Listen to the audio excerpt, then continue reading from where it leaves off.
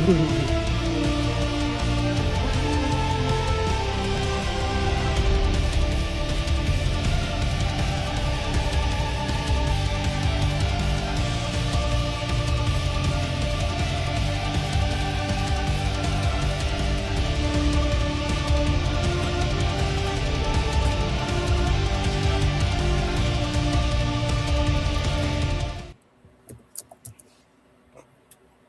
right.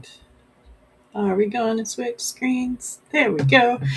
All right. Hey, everybody, and welcome to another episode of Breaking the Block. It's been a while here on this channel, but lovely co-host picked up the slack last month, so I could go on a proper hiatus, which I very, very needed.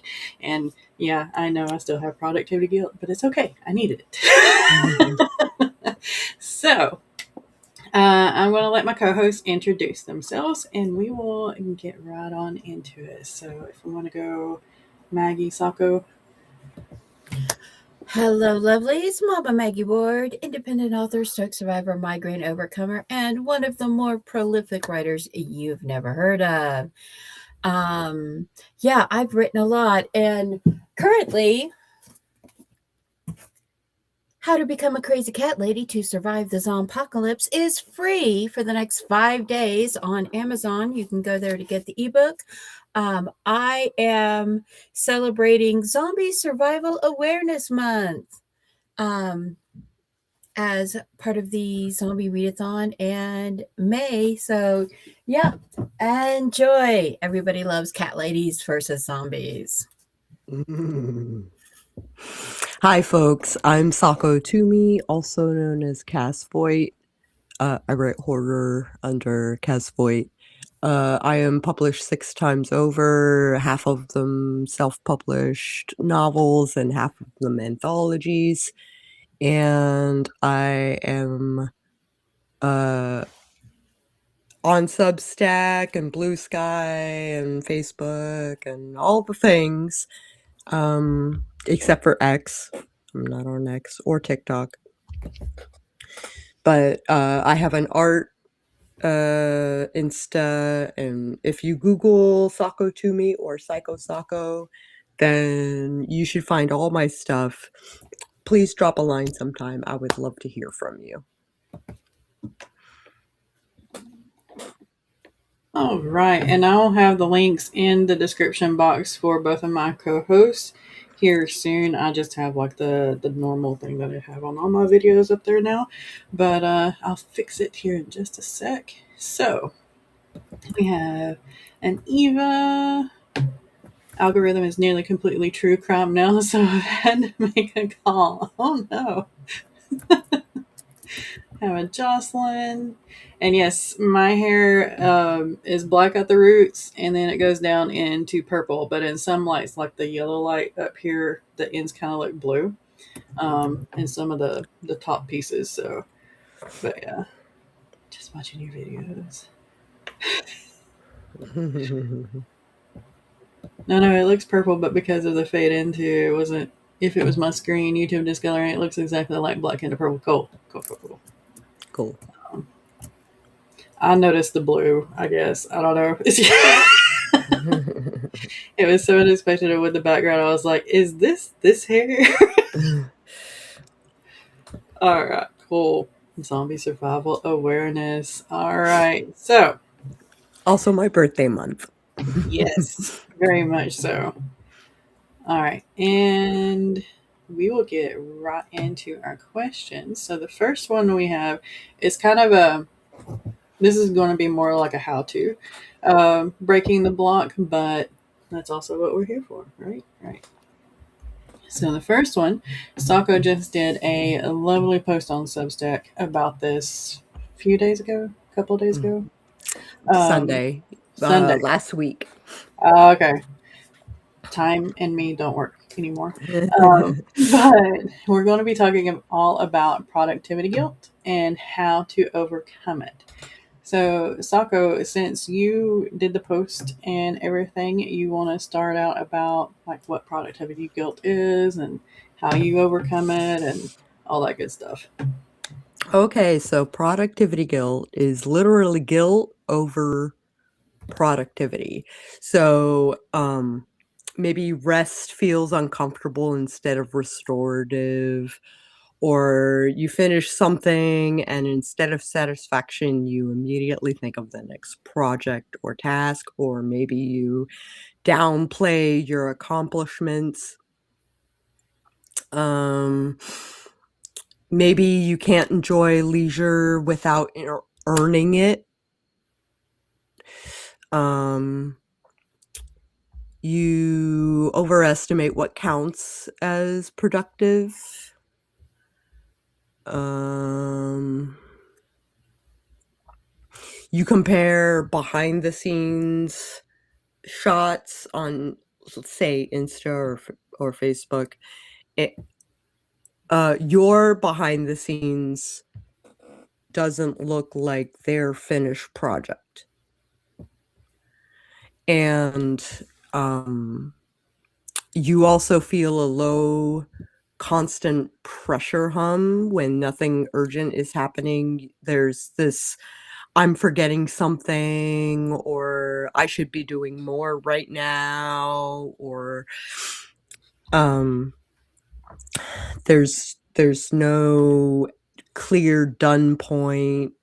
Maybe your work and identity overlap. What if there are long gaps between effort and visible payoff?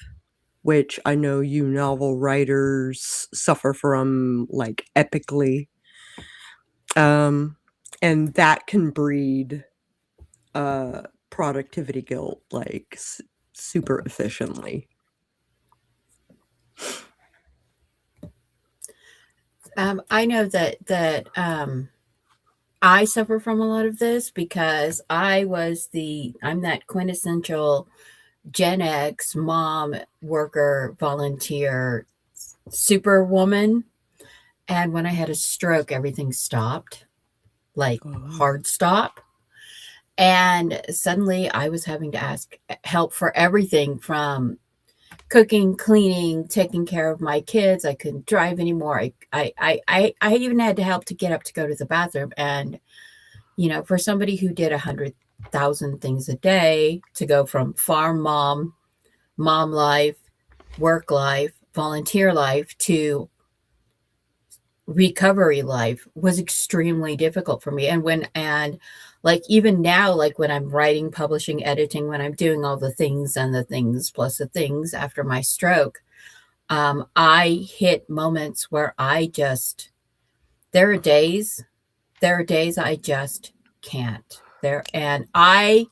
it drives me crazy. I can't express how crazy it drives me that there are things I can't, what I perceive as should be simple task. How come I can't just finish editing this book? How come I can't finish writing these chapters? How come I can't finish adjusting this formatting? And I frustrating. have chronic health issues, which have now become the center of my productivity guilt, because it's like, I've OCD gold brain, even though the body is broken, OCD gold brain still exists and still is like push, push, push, push, do, finish, finish, finish. And they compete. Yeah, it's hard, and it's like, I'm sorry you're going through that. But yeah, and the thing is, we need to accept that, when life is loud, things are chaotic, and our bodies have limits. And it's okay when we mentally, physically, emotionally hit those limits. When our spoons are gone, when our social battery is drained, it should be part of the process. Toxic productivity has been so pushed since the 1980s that I don't know if it's taken It's years part of for people. culture. It's part of that hustle. It is. And Xers do it, millennials do it, zennials do it. Um, we're finally hitting the Gen Zs, and the are just like, they're the generations that's like, we're done with this, and they're just willing to like hang around and lie flat. They're just like, we're not going to kill ourselves like the 4 generations ahead of us. Yeah.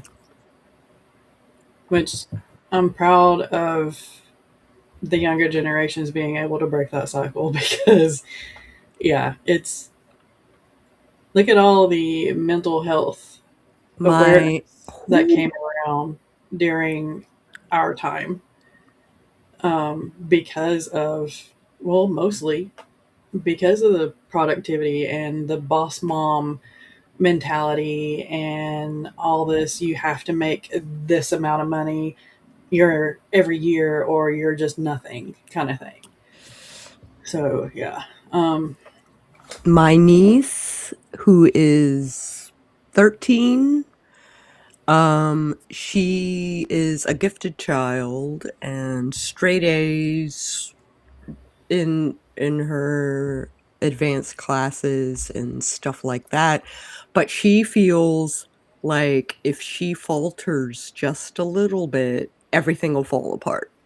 Mm, Like if she gets a B, that's the end of the world. And I'm trying to convince her that it's not like that. yeah. Like a B is okay, Mm, you know? yeah, it's coming from someone who had that mentality in school and as a Mhm. younger person. Um, if there is a way to nip it in the bud now while she's 13, do it because I don't want her to go through what I did. um, but yeah, it's so y'all know I went on hiatus. The day that I announced my hiatus, I broke down and cried because I'm not here. I'm not with y'all. I'm not doing the thing that I want to do. I'm not working. I'm not hitting that goal of, 750 subscribers this year. I'm not doing what I wanted to do at the first of the year, the goals that I set out. Uh, the It's first week, May. Like you have time. I know, but and I needed it because March 17th was the day that I decided to go basically live with dad and help him die. Oh And wow. like the week before that, I was terrible. And the day he died, it was terrible.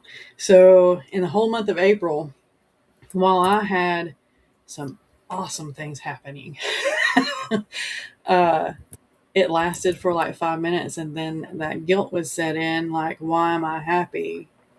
Dad's been dead like a year. I shouldn't be happy. I should be, remembering him. I should be working. I should be, making him proud, kind of thing. So, Oh honey. productivity guilt is a real thing, and it hits all of us the same, but also a little bit differently just because of our personalities and the stuff that we've been through. Mhm. So, yeah, it's fun. It's so fun. It's like it's a roller coaster. One of the things that breeds burnout and uh productivity guilt and all of that is not having a clock out time. Mm-hmm. When you work at home, like maybe you're working on your novel or whatever like that, and you don't clock out, like it will that is a surefire way to get burnout. Yeah. I used to work 18-hour days, 7 days a week, and well, 7 days a week. And it wasn't sustainable. So I did a thing on how to work from home when 2020 happened. And it kind of helped me to reassess my workflow. And I get way more done in 5 hours than I ever did in 18. And sometimes I'll work on the weekend, but not for very long. And it's really more of a check-in than it is anything else. But the check-in is also a thing you can do when productivity guilt is around the corner. The 5-minute rule would be you spend 5 minutes eating the frog, doing the thing, and then after 5 minutes, if you don't want to do it anymore, you don't have to. See, I have the exact opposite thing. I start on something and I will literally Work on it till it's done. And it's the same with my distractions. I get distracted by something, and that distraction has to go through the loop. And like 4 or 5, I have to set timers for myself to stop every 2 hours. Yes. Or I don't stop. And sometimes these things will because of the memory issues and the focus issues will literally go from one day to the next. It will go for 12 hours. And I still get up, walk around, do things, but I am focused on a task that is procrastination. What was it that I used to? The procrastination productivity. I'm doing something procrastinativity. Yeah. Where I am doing something procrastinativity, where I'm engaging in productivity, but it is procrastination from what I need to be being productive about. So I have secondary productivity, but it is not the project I need. And my husband calls it procrastinating or procrastinating. And procrastination is also if there's a part of something I don't want to do, I let myself get distracted to not like format. Nothing is fine. Formatting is fine. Yes, where eating the frog is kind of the just shut up and work. Mm-hmm. Like you do the big thing first, and or you can go the other way around, where you do all the little things that you can do in 5, 10, 15 minutes, and then you break into the long-term stuff. Yeah, because you get that motivation by like clicking things the off little of dopamine hits on the way. Yeah. Oh, you hadn't heard that one before. Okay. So I like this. Eva's guilt is more centered on not having to be productive more than not being productive. At least when it comes to writing, editing, and publishing. I don't feel bad for not doing these things, and then I feel guilty for that because I'm constantly around writers who feel bad for it. That is very empathetic, and we appreciate you for that. But I kind of can see where that can be very detrimental to your mental health as well, too, because it's like you're fighting with an outer demon instead of an inner demon, I guess. Mm-hmm. So, yeah. It's a very interesting guilt there. The younger generation saw how it affected their predecessors. Yeah, because we're all on medication to help us, or finding ways to cope.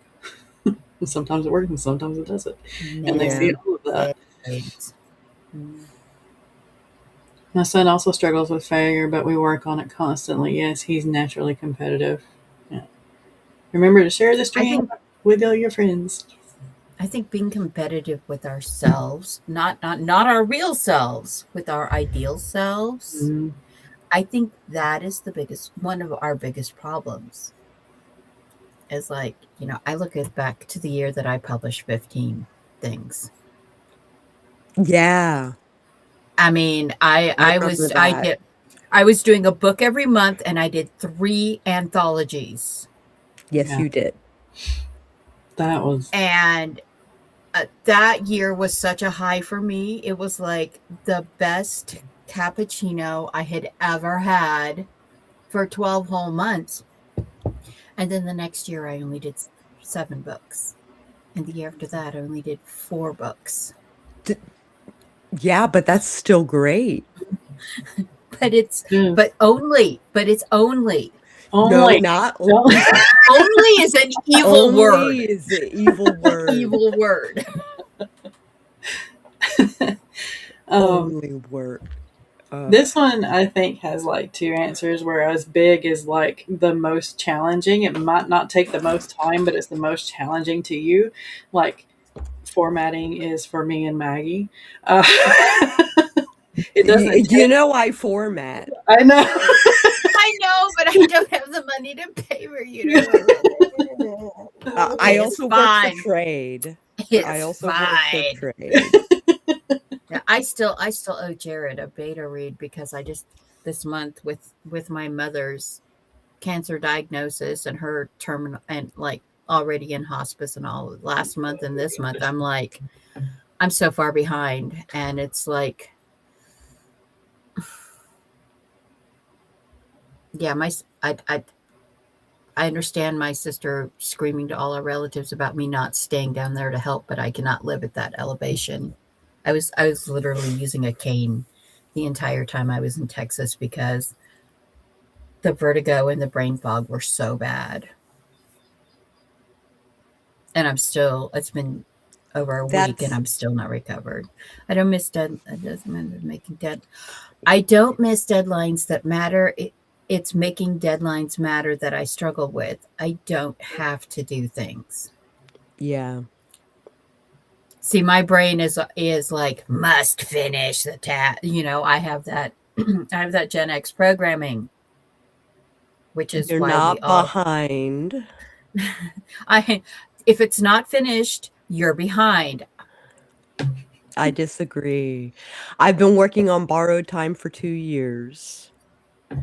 And I hope to publish it this year if I can. I'm in revision number 1. And I'm waiting to hear back from my alpha readers and to kind of work it in this revision. And I start working on that the week of my birthday. I take 3 weeks to try and finish this revision. And I'm splitting up my 12-week year into 3-week bursts on separate projects that I started last year but didn't finish. So another weird creative problem is that you get 90% into the project and you stop. Mm-hmm. And then you feel guilt about not finishing it. And you chase the shiny new idea. And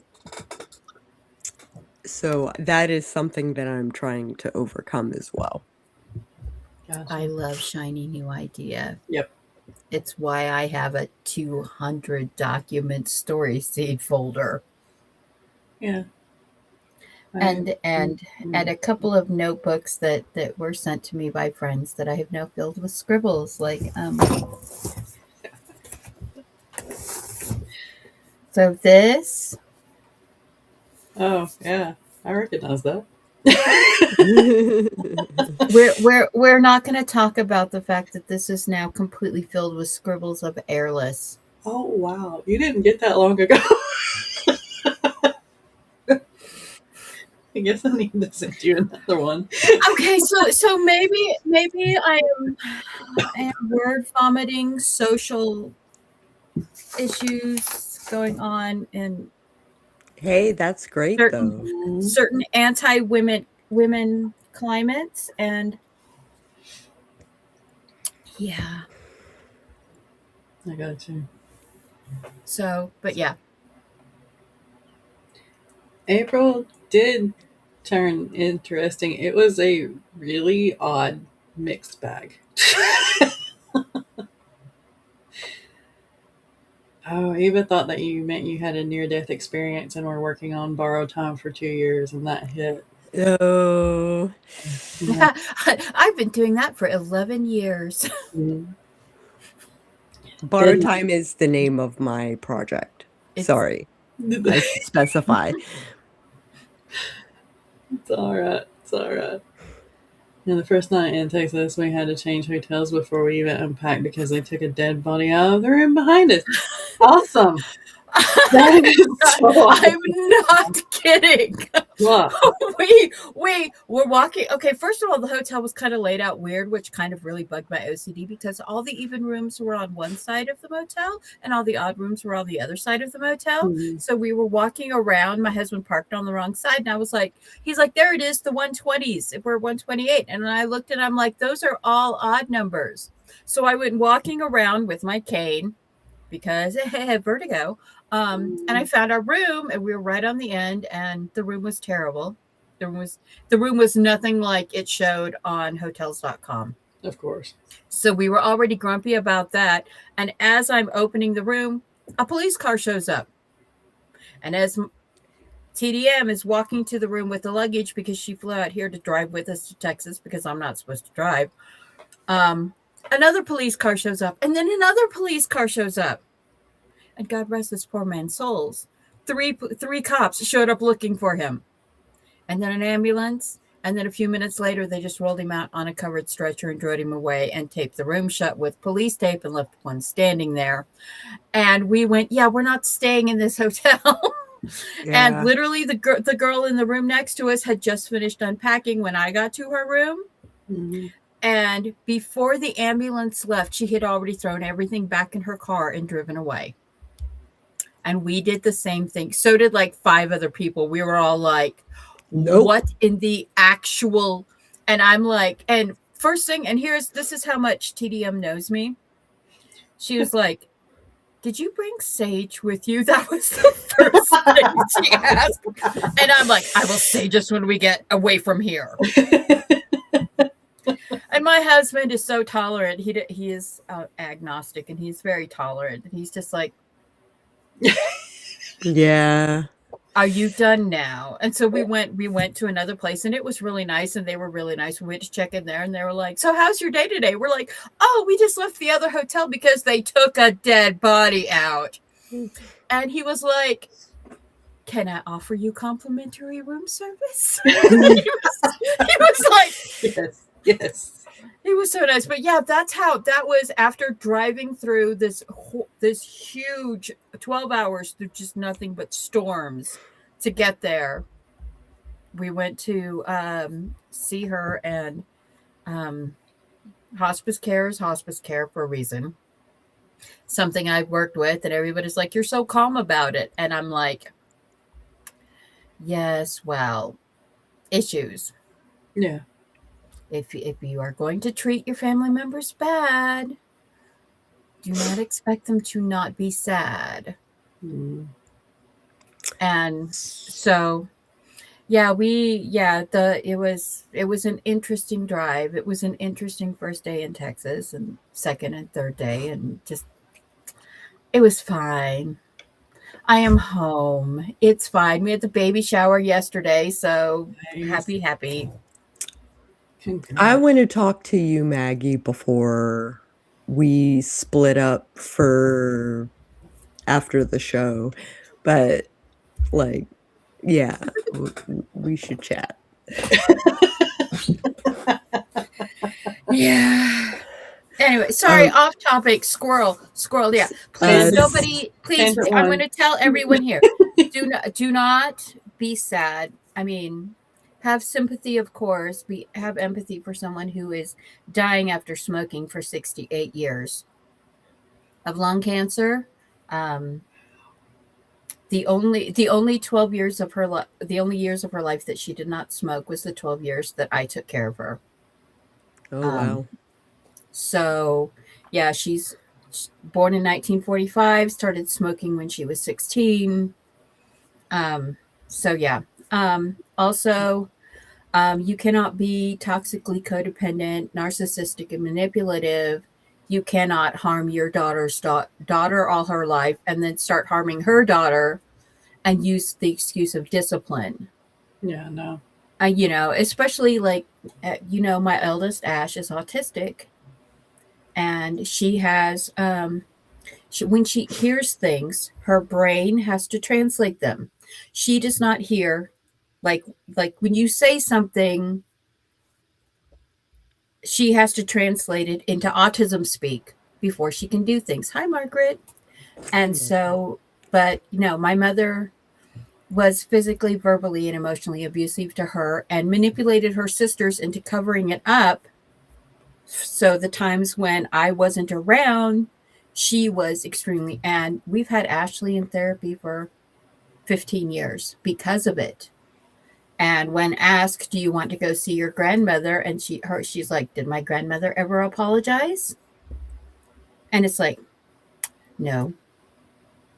That's all she had to do to fix the rift the no contact rift in our family was a sincere apology, and it never happened. So while it is very sad she's passing away from the health problems that she caused by neglecting herself, that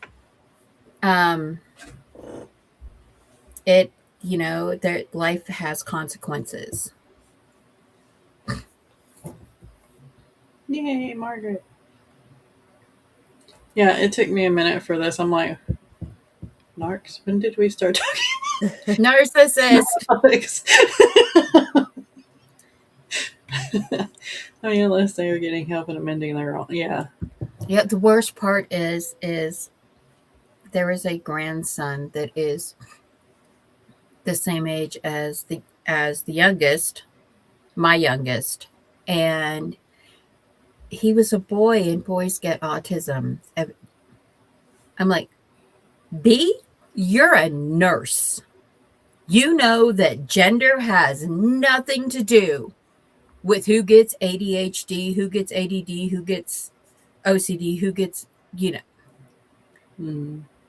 her latent misogyny to give him a pass on everything and not let his own mother discipline him or try to train him or anything on how to deal with his autism versus the stuff she put my child through because she was a girl. Yeah, no. I just yeah, so do we have another before we go off on another tangent? Well, it's writing these traits into characters and these latent internalized biases that people have. Yeah, I've been doing that on my Moon is Waxing podcast about writing about societal internalized biases. Nice. And it's a thing. All right, so I don't know how to do this. I'm learning because my brain is filled with drunken jackrabbits. So coming back from hiatus, how to get back into the swing of things. Sako, you have a idea on this? So I do the 12-week year, and I take a good book. I haven't tried the one for writers yet, but I did the general one, and I apply it to my creative life. And there is always the 13th week. And the 13th week, you don't work. You don't, like your obligations, you try very hard to get out of them. And the, where am I going with this? Well, you designating yourself a break time from the stress schedule is something that none of us ever learned growing up. Now, when you're in school, when you're a child, you have designated break times. You have designated nap times.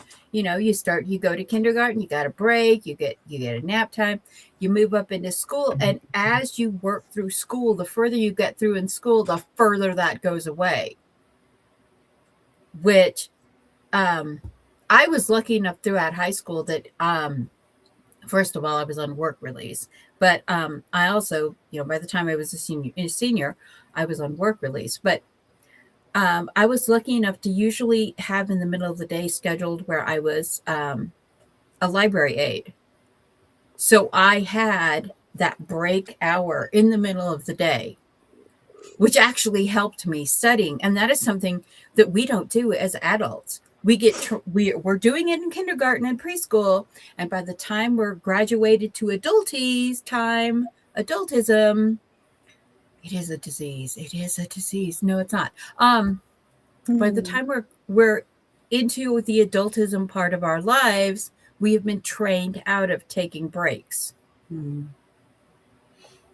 And so I think giving yourself permission to, this is my schedule, 12 weeks of work and 1 week of break, that is a thing we need to do. We need to have breaks in our day. It is why the Pomodoro timers that everybody has gotten into doing in like the last 8-10 years.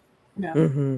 Doing the Pomodoro. Some of us do okay with a 2-hour Pomodoro. That is our concentration focus time. Some of us need a 25-minute, 30-minute Pomodoro. Yeah, So I need the longer. And there's a difference between taking a vacation and taking a hiatus. A vacation is, let's go somewhere, do something fun. Let's do something interesting. Let's go see the pretty sights. Let's hang out with friends, make new friends, do the things. Whereas a hiatus is stepping back from the daily life and work stress. I mean, right now, we are all trying to find that work-life balance. And taking hiatuses need to be a part of that. It's not just the weekend. We need longer than 48 hours from Friday evening to Monday morning to relax, to get out of that mindset. Because here's the thing about the human brain. The human brain is in a soup. And the human brain likes its soup. It really, really does like its soup. And that soup is made of happy hormones and stress hormones and anger hormones and all these different chemicals in the human brain soup. And when we do things to change that soup, when we step back, our brain is like a meth head. It wants that soup to stay the same. It wants its anger high. It wants its endorphin high. It likes rage hormones. And it takes 7 to 27 days to change the soup. Now, if your cortisol about halfway into my 13th week, I am like suffering productivity guilt, or I give myself a little mini project and to keep myself occupied. Your brain will start creating things to make you fix your soup.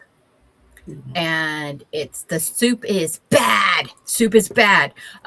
It's why cortisol levels are high. It's why people have inflammatory disorders. It's why people develop cancers. And they've proven this. The higher your stress levels, the higher your anger levels, the higher your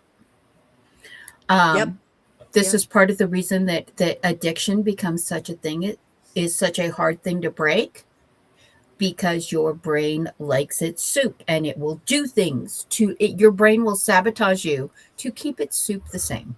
Mm-hmm. So a hiatus is how you drain your brain back to a simple broth, and then you start adding things in again, hopefully healthier things.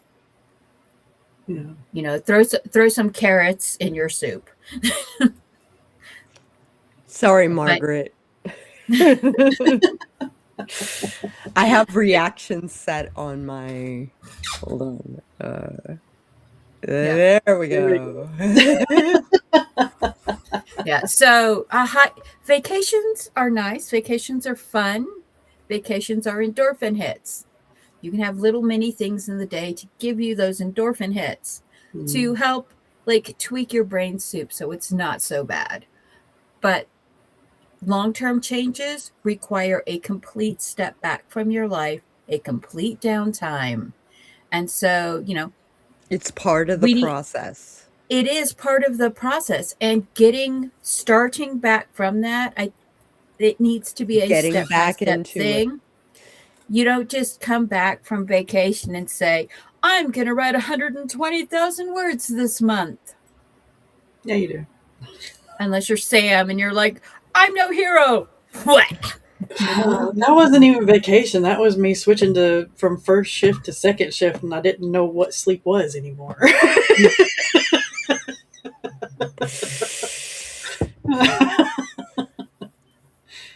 But yeah. So Eva says that she turns on music, and Margaret says, in private, one bite at a time to reform habits.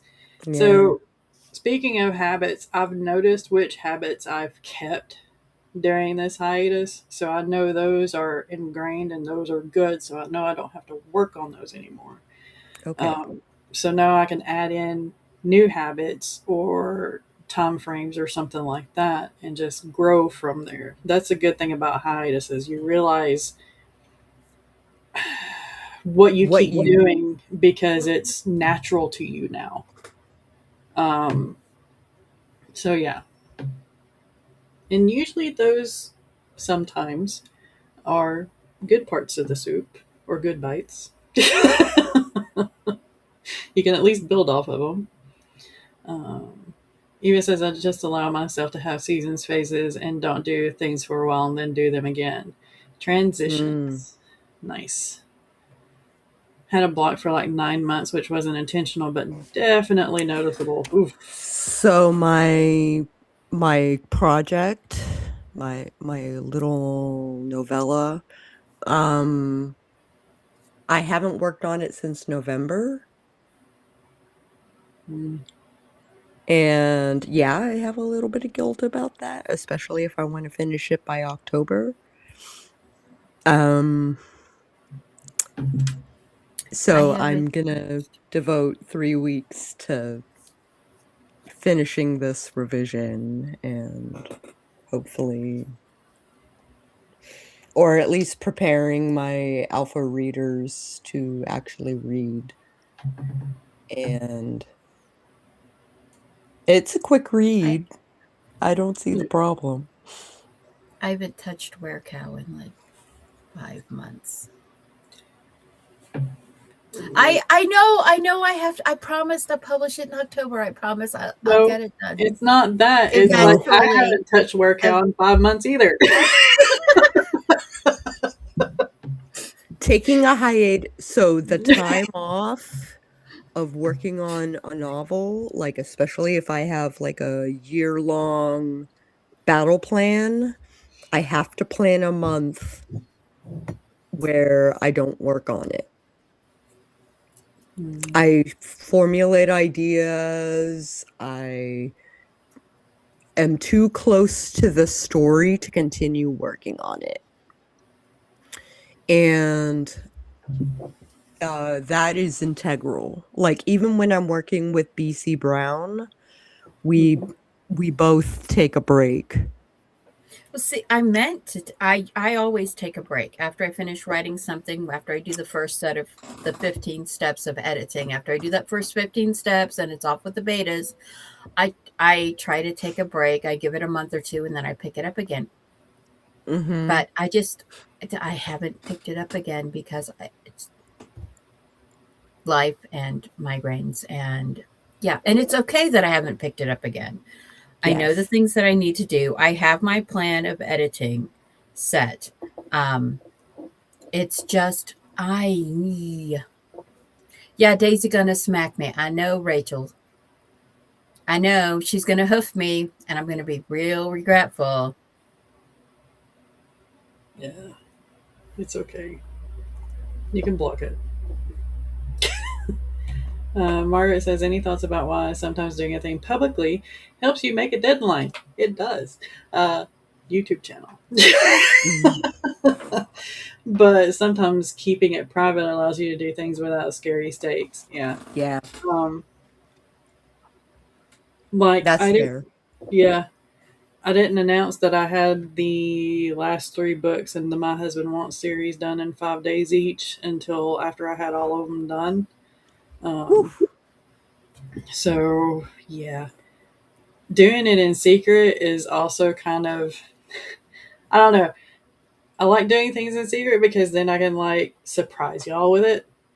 And then y'all berate me for, why did you start another project? Don't you have 70 already? Yeah. Ask But permission if you later. finish a thing, if you finish a thing, Right. you know, It's like that's the procrastinativity, productivity through procrastination. there is a back burner, No. you Ask know. forgiveness later, not permission now. Sorry, Yeah. I got the thing Yeah. backwards. Not sure what to do when, as there is usually fear both ways. Yeah. Mm. I mean, do like depending on the project, you do one publicly because you know it's going to be, I don't know, I guess a kind of like an easy project maybe. Um, that way you know it will get done. And then maybe you keep in private like the harder ones, like formatting. Um, or, I'm your hero.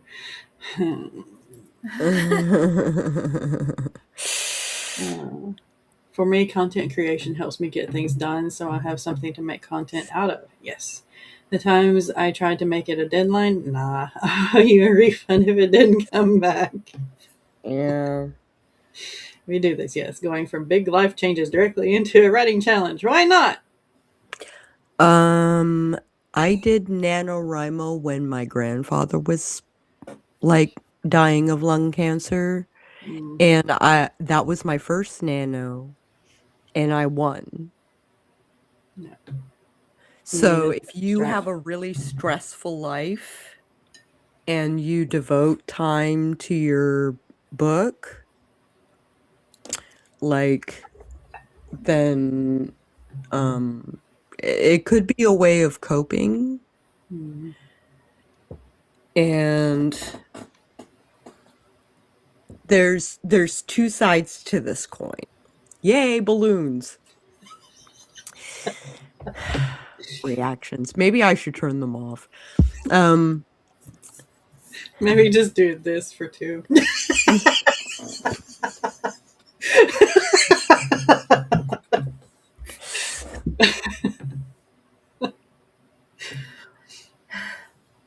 yeah, but I mostly work back scenes, like behind the scenes exclusively. And now I'm going on Insta and posting art that I did over the pandemic. And watching my analytics go up and the subs that I'm getting and all of that. Like there's nothing wrong with having a backlog. Mm. Yeah, running through that backlog is something, and um, I unfortunately I have found that I really enjoy making the writer reading podcast. And so now I want to do that.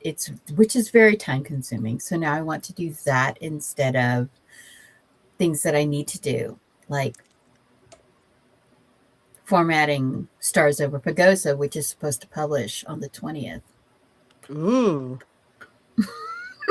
Yes, I know. Well, if you need a hand. All of the I was supposed to do this in April. Nothing happened. Yeah. Same. I got one beta read done in April. One. And I'm normally one a week, and I got one. And I've had to apologize to so many people. Yeah, all my Sam could pull a Brando Sando. no, Sam cannot pull. Look at all my secret projects of my husband once. Nope. It's not the word count, it's the project count. We've had this discussion. Yeah, no. I have a list of all of my projects. I put it in Substack of all the projects that I've started and I've put on the back burner and stuff I'd like to finish. And in my Substack, I basically come to the conclusion that there are only so many hours in the day, only so many weeks in the year, and the 12-week year. And I'm working on it. Yeah, there you go. Yeah. I was like, I pulled my list down because I was tired of looking at it. I have it in my bullet journal. And now I can't find it. Yeah, I've got one in my yearly thing, and I've got one in my notebook of the year. I need to check. I don't even remember if I tore up the postie for Relic of Time War or for the Shadow Hunt when I published it. This almost made me tear up, but thank you. Yeah, I'm not a Brando Sando even. Margot Bernard. None of us are. Yeah. If I could get him to say my name once, I think I would have won. I'll win. We're good. Yeah. Project count, not word count. Yeah.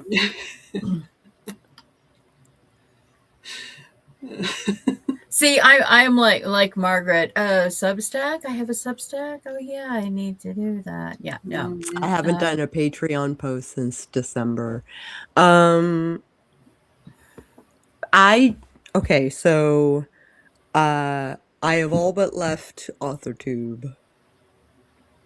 I do Breaking the Block, and I do a stream with Morgan Hazelwood and Doc Coleman. But during that stream, Morgan and Doc. During that stream, I work on my Substack, and usually it takes me about 2 hours to, sum up my week and write all my thoughts regarding all my projects. And I'll probably do another, these are the games I'm playing post, because everything has changed since the last time I did that. But having a list of articles or posts that you want to make, and keep it short. Uh-oh. Okay, my connection kind of hung up for a minute. Oh no. I keep telling my husband this all the time, and he has to step up to the. Oh no, there she is. Okay. I lost my comments. I think the thing with getting back into routines, I think that's why I started converting with all the words August, all the words October. We were going to do all the words April, and that didn't happen at all. Kat Leo did the For the Love of Words February. Kat and I go back and forth.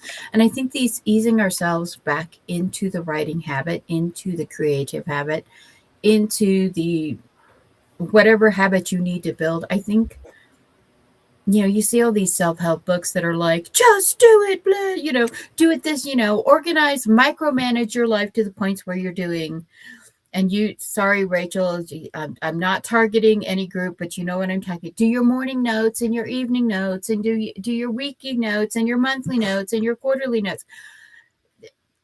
You spend more time doing notes than you actually do the creative, and it doesn't work. It works for some people, and I'm happy for them that it works for them. But there are those of us that it's like, yeah, no.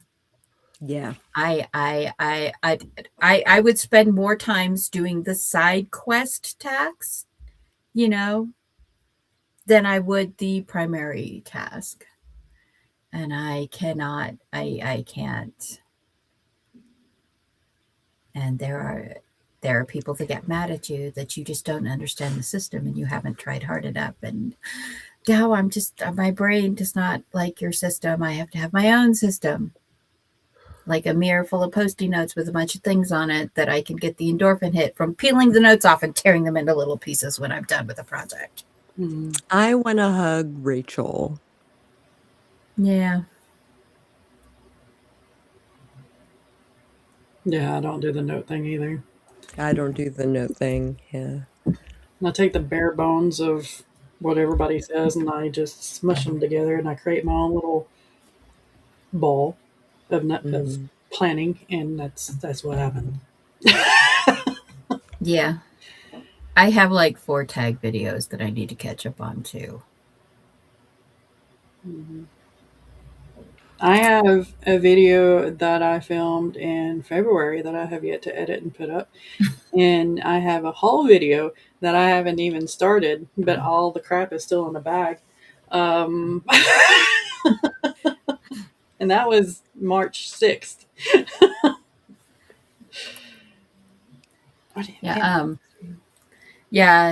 Emma Bennett tagged me in the bookshop video, and I've got to do that one. Gotcha. That was March. That was March. I think it was March. Okay, well, your April was full, so my April was chaos, and now it's May, and happy Beltane belatedly to everyone who celebrates. It's not just, it's all month long. Yep. That is the cool thing about I think that's part of the reason I feel such a relationship to Zombie Awareness Month is because I've turned into a zombie. Oh. Eva, you should be modded with that profile now. Sorry. I didn't realize that it wasn't. But yeah.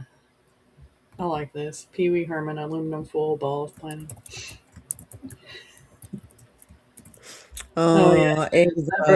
I saw it. Being mad at yourself for sleeping through something. Yeah. That's not healthy. Yeah. You needed to sleep. All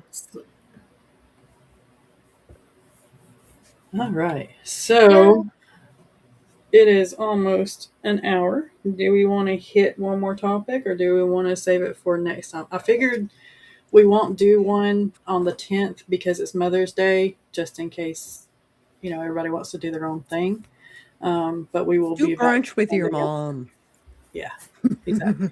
I'm doing brunch with my daughter who's about to be a mom. That's perfect. Sorry, I forgot to turn off my alarms. That was lunch reminder number 1.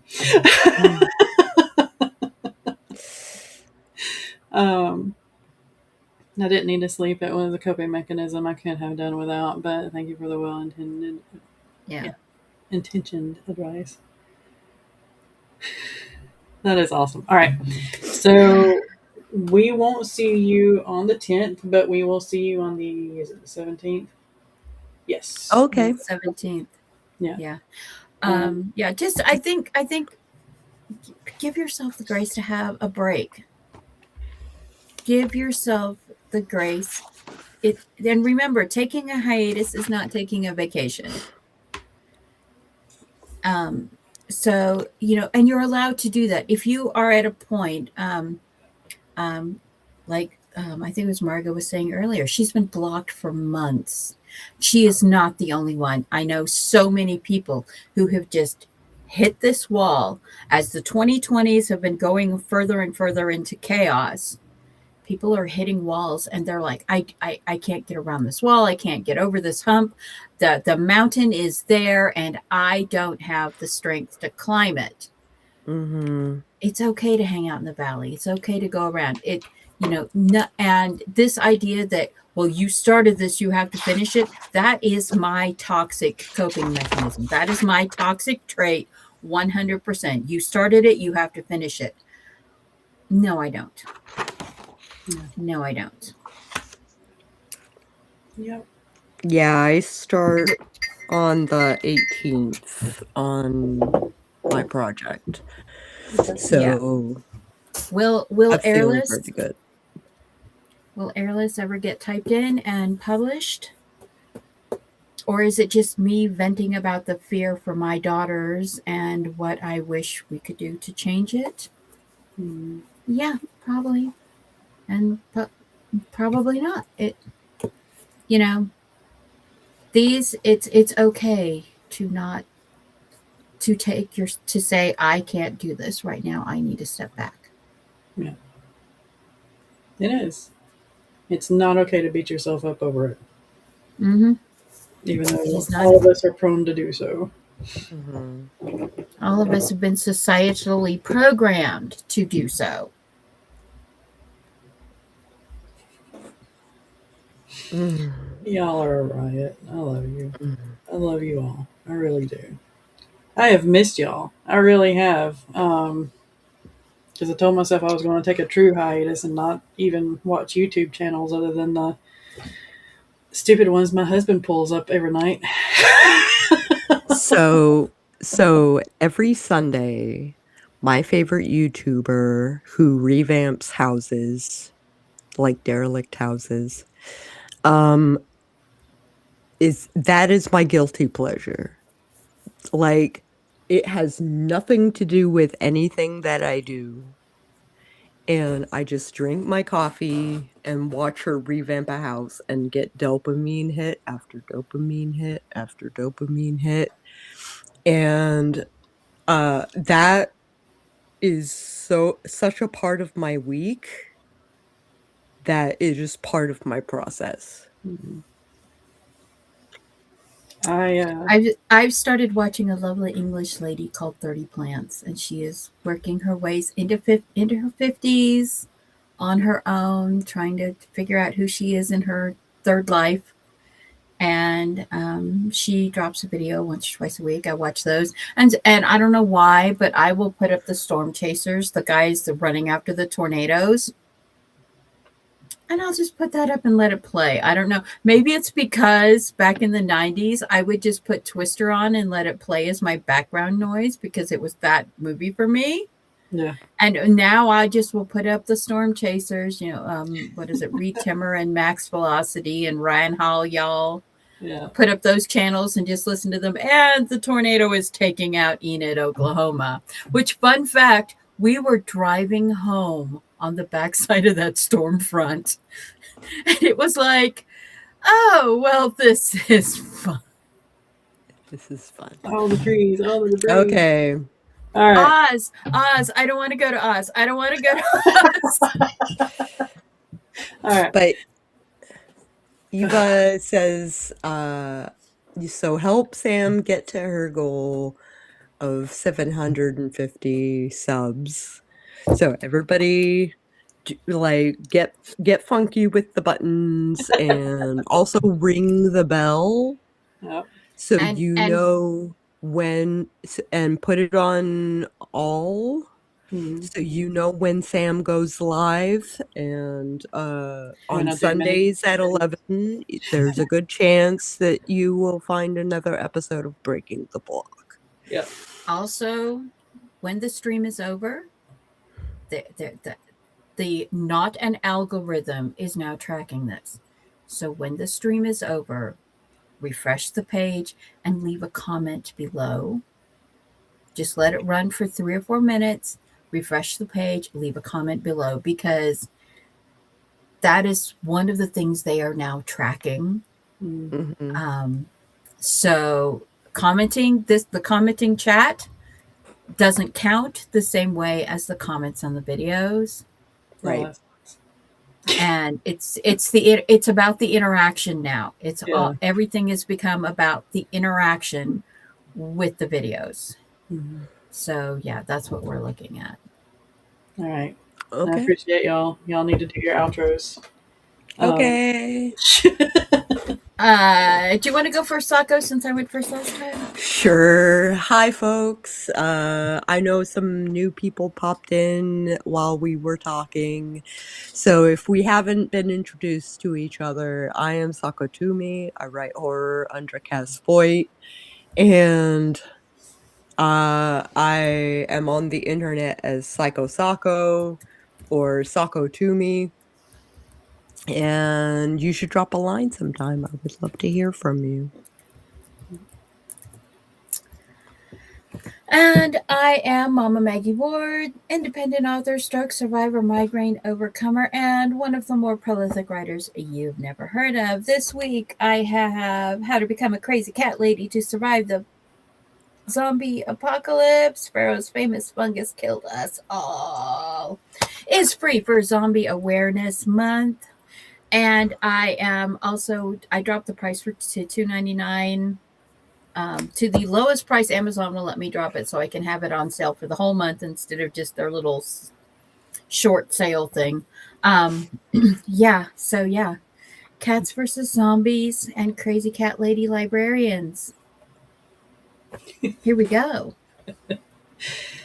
All right, everybody. If you don't know me, you just kind of stumbled upon this. I am writer Sam Wicker. I am a writer of romantasy, and sometimes it goes dark, sometimes it goes, most of the time, it goes comedic, and sometimes it goes erotic. And we just roll with it, however it goes. On this channel, you will find Breaking the Block every Sunday at 11 p.m., unless one of my lovely co hosts picks it up.